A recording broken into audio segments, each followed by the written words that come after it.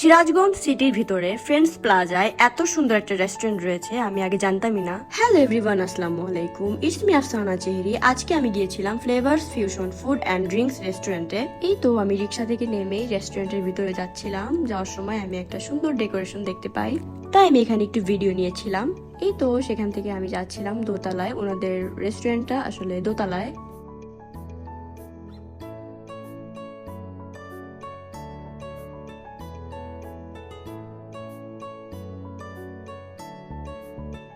অবশেষে আমি রেস্টুরেন্টের ভিতরে চলেই আসলাম। ওয়াও, এই রেস্টুরেন্টটা আসলে অনেক সুন্দর। আমি যতটুকু শুনেছিলাম তার থেকেও বেশি সুন্দর লাগছে আমার কাছে।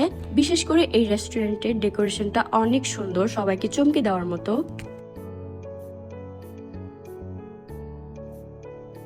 এই তো আমি মেনুটা দেখছিলাম এন্ড আমি চাচ্ছিলাম ওনাদের রেস্টুরেন্টের বেস্ট আইটেমগুলো ট্রাই করতে। এইখানে আমি অর্ডার করেছিলাম ব্লু লোগন একটা ড্রিঙ্কস এন্ড একটা স্পেশাল কোল্ড কফি। রাইস আইটেমের ভিতরে নিয়েছিলাম ফ্রাইড রাইস, সেট মেনু 9, এবং তাদের রেস্টুরেন্টের স্পেশাল পিৎজা অর্ডার করেছিলাম। খাবার আসতে একটু লেট হবে, তাই ভাবলাম আপনাদেরকে রেস্টুরেন্টের ভিতরের ডেকোরেশনটা দেখাই। এইখানে বাচ্চাদের জন্য অনেক সুন্দর একটা স্পেস করা হয়েছে। আমার কাছে এটা অনেক ভালো লাগছে। আমি ভাবলাম আমি একটু খেলা করি। আমি এখানে একটু বসতে যাচ্ছিলাম, কিন্তু মনে হলো আমি যদি পড়ে যাই তাই আর বসিনি।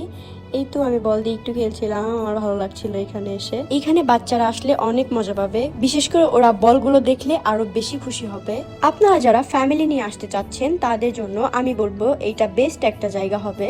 এই তো এইখানে ভিডিও করতে করতে অলরেডি আমার খাবার চলে আসছে।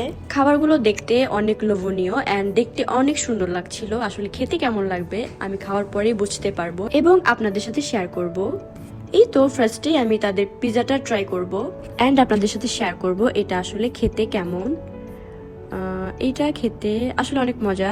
বেশি কিছু বলবো না, আপনারা যখন খাবেন তখনই বুঝতে পারবেন এটা আসলে খেতে কেমন। আমার কাছে অনেক ভালো লেগেছে এন্ড এইটা তাদের রেস্টুরেন্টের স্পেশাল পিৎজা ছিল।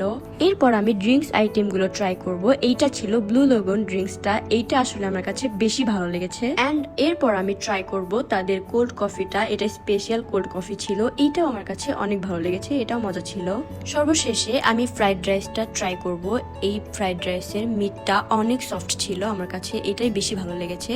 কারণ মিট সফট না হলে খাবারটা খেতে মজা লাগবে না, মাংসটা সফট হলেই খাবারটা খেতে বেশি মজা লাগে। এন্ড এটাও আমার কাছে অনেক ভালো লেগেছে।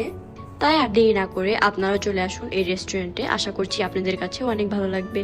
আজকের মতো এখানেই বিদায় নিচ্ছি। সবাই ভালো থাকবেন, সুস্থ থাকবেন। আল্লাহ হাফেজ।